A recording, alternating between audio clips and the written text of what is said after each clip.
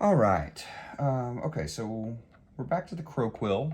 We're going to use that for a few things here, and I like to add it for texture in the hair. I like the brush for hair in the first place because it gives you a nice flowing line.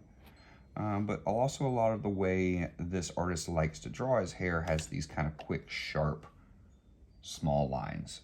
So I don't want to lose that sense either. My nib is a little loose in my pen. I'll have to add some tape to it here in a little while. That's something you can do. I picked this up from Richard Friend's channel, and I kind of knew it, but had struggled with doing it because I had put too much tape on, is that you can put a little single piece of tape in one layer around the barrel of a nib, and it'll fit a little more snug into a holder if it is working a little loose, which does happen.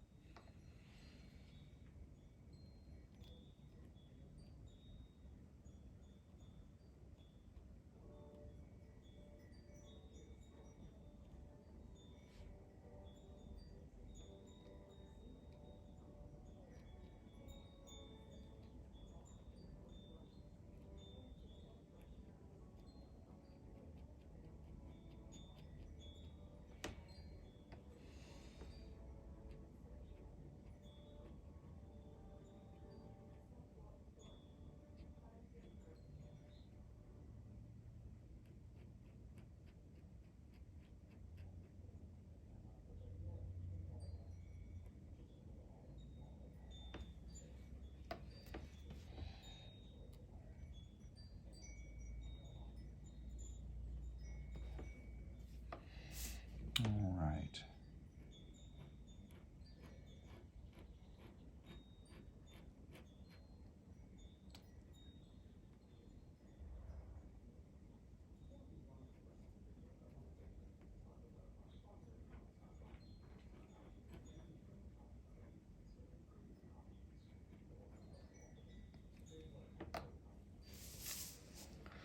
All right, let's see here. I'm adding a little extra line weight underneath these fingers so that it kind of has a little more body. It kind of shows that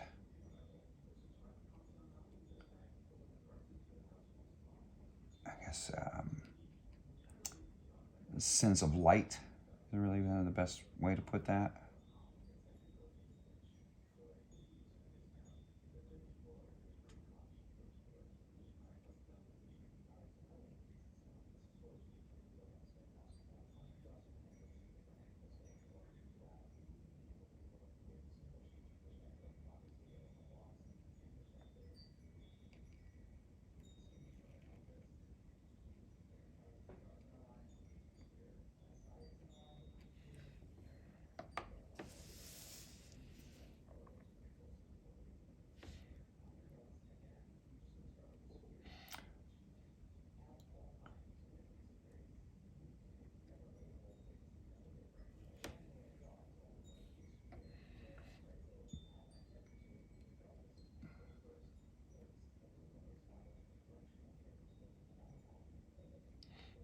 This is places where the quill will excel over the brush. You can get that same line, but you just have so much more control over the pen that it'll just take longer to do with a brush and get exactly what you're looking for. But with the pen, I can do it in small, tiny, controlled increments.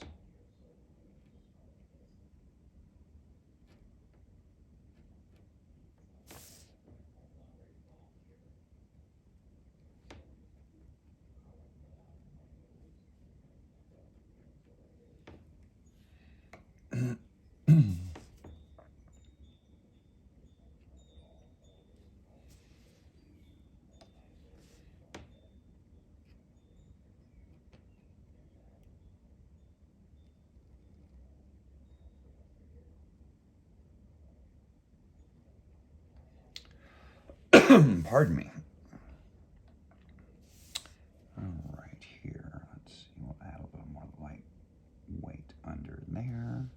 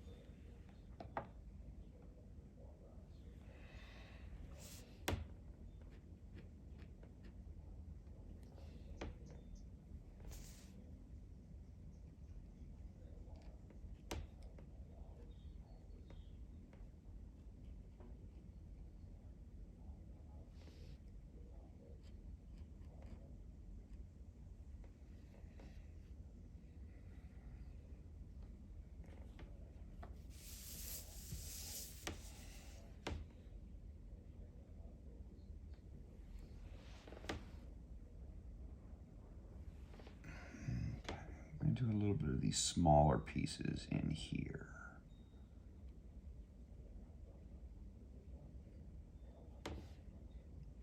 Even with these tiny little things, it's not just an outline. There's still line weight. You can do line breaks and heavier line on the bottom so it feels like there is depth. There's light.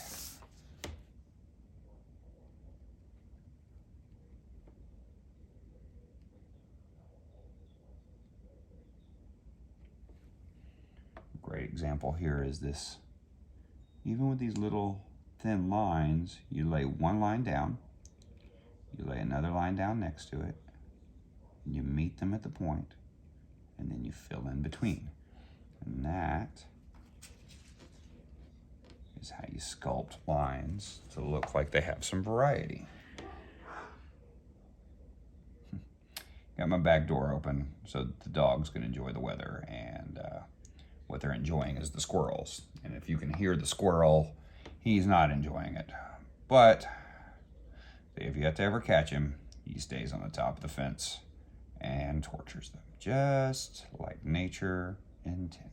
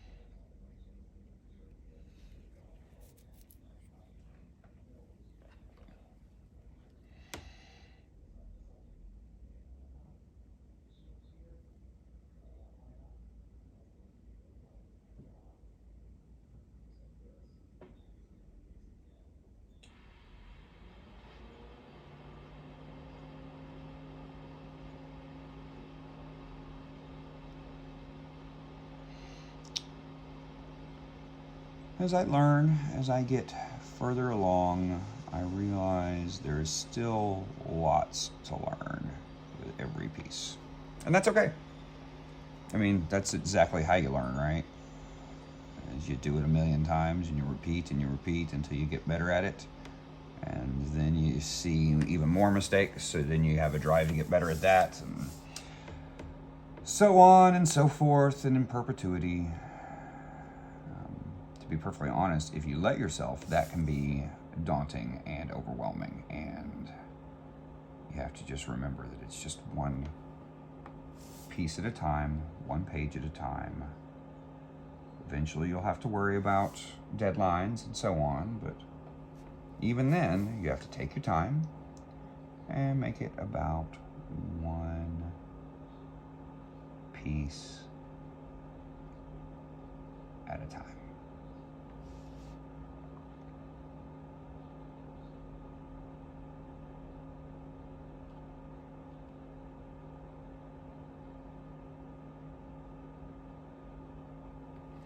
So something I had to learn it took me a while to learn, I should say. You can't put so much pressure on these kind of nibs. I'm kind of a hard drawer. That's a hard word to say. When I draw, I press hard. It's just a habit. I try and break it, but I'm not always successful at it. But as I started inking, I realized that especially with brushes, you can't press hard.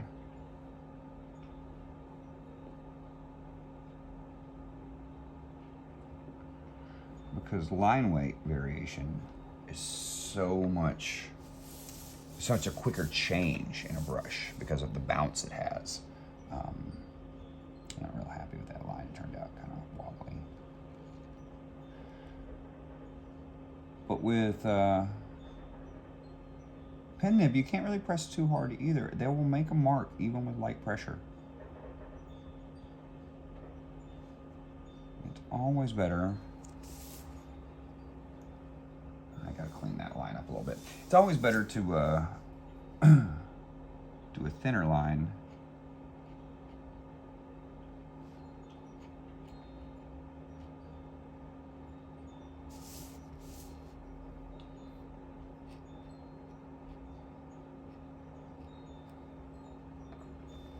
And build on it later. All right, let's see here. We've done a few details there. We're gonna get back into some of the details on this little city thing. Now, for a lot of stuff like this, I'm gonna end up using a ruler.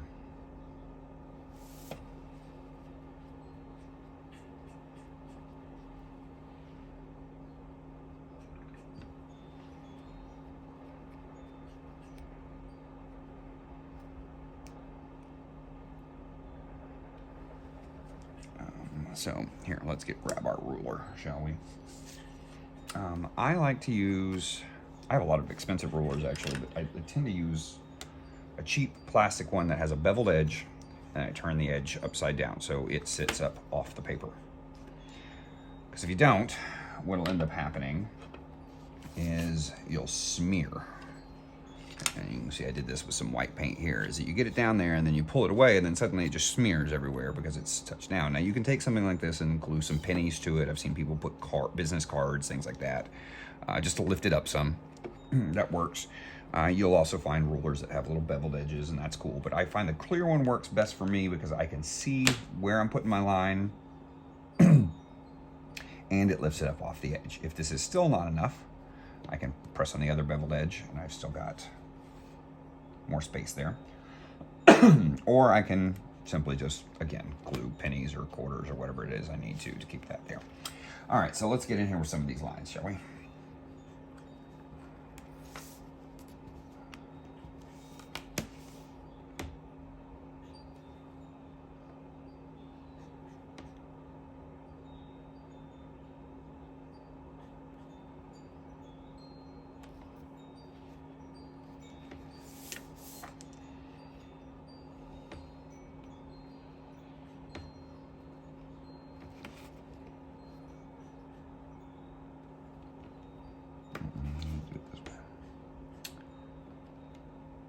don't know if you can see what I'm doing, but it's a little harder to line up than you think. But once you get it there,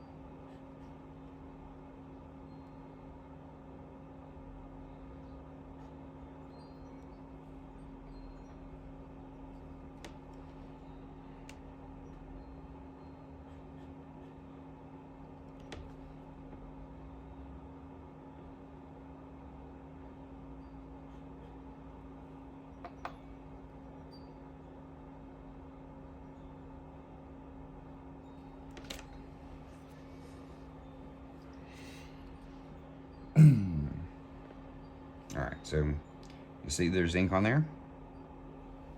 If that were on the underside like this, it would have just smeared across the page. You got to be real cognizant of where you've laid your line down, how you're laying your line down, and the tools you're using and how that's going to affect one another. All right, I'm going to do a little bit more of this and we'll get back to y'all.